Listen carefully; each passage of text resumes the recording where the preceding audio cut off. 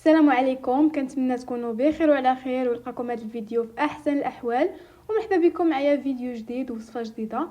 في هذا الفيديو غادي نشارك معكم طريقه التحضير ديال بريوات باللوز. كيجيو اكثر من رائعين، كيجيو معلكين من الداخل ومقرمشين من برا. غادي نحاول نبسط معكم الطريقه ما امكن. تبعوا معايا الفيديو من الاول حتى الاخير باش تشوفوا معايا جميع التفاصيل. وقبل ما نبداو ما تنساوش الى عجبكم الفيديو تخليو له اللايكات ديالكم والراي ديالكم في التعاليق. والناس اللي مازال ما مشتركينش فكنقول لكم مرحبا بكم. ديروا اشتراك وتفعيل الجرس باش توصلوا بجديد الوصفات ان شاء الله. ونبداو على بركه الله بالمقادير وطريقه ديال التحضير. اول حاجه هنايا عندي 500 غرام ديال اللوز اللي هي نصف كيلو. غادي نديرها في واحد الطنجره. من بعد غادي نضيف عليها الماء اللي كيكون غليان. غادي نسد عليها ونديرها فوق النار حتى تطلع فيها الغليه. وغادي نعاود نحيدها. كنوضع واحد الصفايه وكنخوي فيها داك اللوز. ومن طبيعه الحال كندير واحد الاناء من الاسفل باش كيقطر فيه داك الماء. وكنبدا كنقشر اللوز ديالي بهذا الشكل. وضروري ما تخليوش اللوز ديالكم حتى يطيب بزاف، يعني غير تطلع فيه الغليه غادي تحيدوه فوق النار باش هكا ما يرطبش لكم اللوز ديالكم اكثر من القياس. كنفركو بيديا واحد شويه وكنعاود نقي هذاك اللوز اللي تقشر. وانا كندير داك اللوز واحد الشبيكه حتى كيستقطر مزيان وما كيبقاش فيه داك الماء. عندي هنايا واحد الطنجره غادي ندير فيها اللوز. وغادي نضيف عليه الزيت اللي كتكون بارده.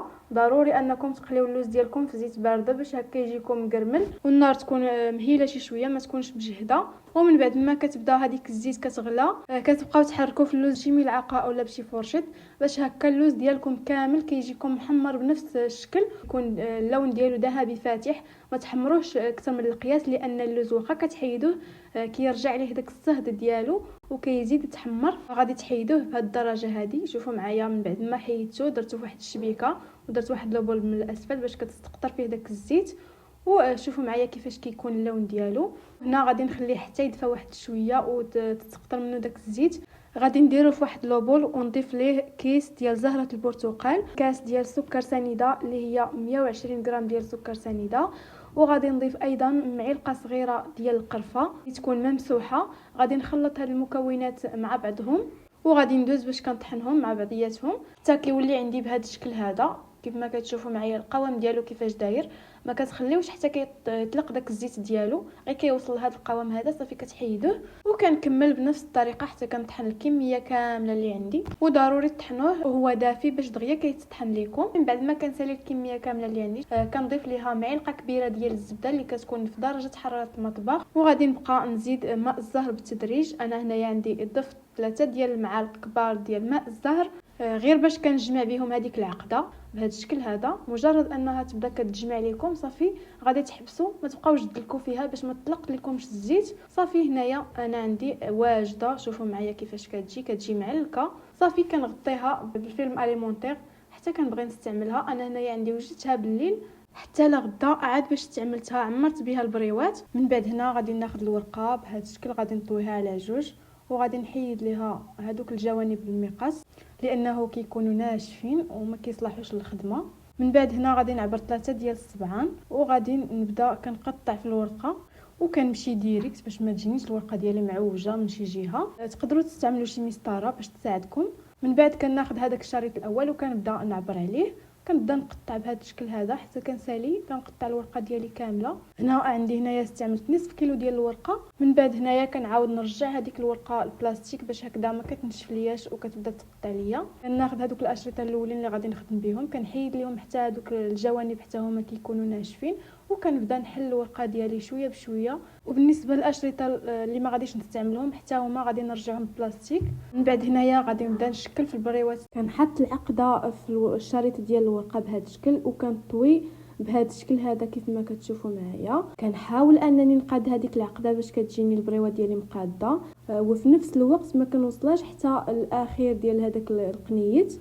كنطوي مره اخرى وكنحاول انني نقاد العقده وكنعاود نطوي المثلث ديال البريوه بهذا الشكل ودائما بالاستعانه ديال رؤوس الاصابع فقط. وانا كنحاول نزير هذوك القنات باش ما تدخلش ليا ليهم الزيت وتحرق ليا العقده. كل ما كنطوي هذاك المثلث كنحاول انني نجيبو مستقيم مع هذاك الشريط ديال الورقه وكنبقى نطوي في البريوه ديالي حتى كنسالي الشريط كامل.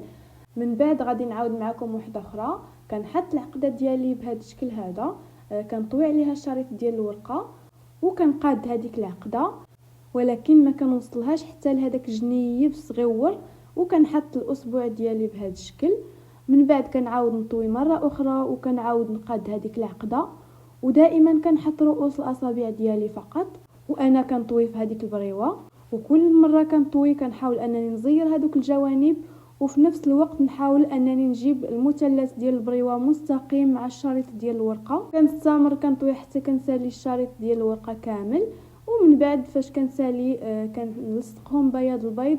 ودائما الا كان عندكم شي زائد ديال الورقه حاولوا انكم تقطعوه بالمقص. وكنكمل بنفس الطريقه حتى كنسالي الكميه كامله اللي عندي، وكنخليهم ليله كامله عاد باش كندوز كنقليهم. هنا عندي من بعد ما دازت ليله كامله يكونوا البريوات ديالي ناشفين. شوفوا معايا كيفاش كيكونوا. ومن بعد كناخذ واحد الطنجره كندير فيها الزيت، كنخليها حتى كتسخن، ولكن في نفس الوقت ما كنسخنهاش جيدا باش ما كيتخطفوليش البريوات. وكنبدا كنقلي في البريوات بهذا الشكل هذا. كنعمر، وضروري الزيت تكون كثيره باش هكذا البريوات ديالكم يجيوكم محمرين كاملين بنفس الدرجه. من بعد ما كنديرهم في الزيت كنخليهم واحد دقيقه، والنار تكون متوسطه ما تكونش مجهده بزاف باش هكذا ما يتحرقوا لكمش البريوات ديالكم قبل ما يطيبوا. من بعد ما كنخليهم حتى كدوز واحد الدقيقه كنبدا كناخذ واحد المعلقه كنبدا كنخلط باش هكذا البريوات ديالي كيجيوني محمرين بنفس الدرجه كلهم بحال بحال. ومن بعد كنحاول انني نقلبهم على جوج جهات. صافي من بعد ما كيتحمروا ليا البريوات كنصفيهم من داك الزيت وكنديرهم مباشره في العسل، وكنزلهم مزيان في العسل باش هكا كيتعسلوا مزيان وهما باقيين سخونين. ضروري انكم تدفيو العسل ديالكم قبل ما تضيفوا فيه البريوات ديالكم. وبالنسبه للوصفه ديال العسل فراني وجدتها معكم في الفيديو ديال الشباكيه. بالنسبه للناس اللي بغاو يشوفوها غادي نخلي لكم الرابط في صندوق الوصف. بعد ما كنزل هذيك البريوات الاولين في العسل وكنعاود نقلي القليه الثانيه، وكنكمل بنفس الطريقه حتى كنسالي الكميه كامله اللي عندي. بعد ما كيتعسلوا ليا البريوات مزيان كناخذ واحد الصفايه اولا واحد الشبيكه كنوضع واحد لوبول من تحت منها، كنخوي فيها هذوك البريوات، كنخليهم حتى كيسقطروا مزيان من هذاك العسل. كندوز باش كنزينهم. شوفوا معايا البريوات ديالي كيفاش دايرين، كيجيو بهذا الشكل هذا، كيجيو رائعين بزاف. وكنزينهم بالزنجلان، كنزين غير هذوك القنات والزنجلان اللي كنكون حمرتهم من قبل. كنزين البريوات ديالي كاملين، كنزين حتى بلوز افيلي في الوسط. التزيين دائما كيبقى اختياري، ممكن مباشره تحتفظوا بهم في شي علبه تكون محكمه الاغلاق. وهنا من بعد ما كنكون سالي التزيين هذا هو الشكل النهائي ديال البريوات ديالي. كيجيو رائعين بزاف، كيجيو معلكين من الداخل ومقرمشين من برا. كنتمنى الفيديو يكون نال الاعجاب ديالكم، تخليو له اللايكات ديالكم وتبارطاجيو الفيديو مع الاهل والاحباب ديالكم، وتخليو لي الراي ديالكم في التعاليق. ونتلاقاو في فيديو جديد ووصفه جديده باذن الله.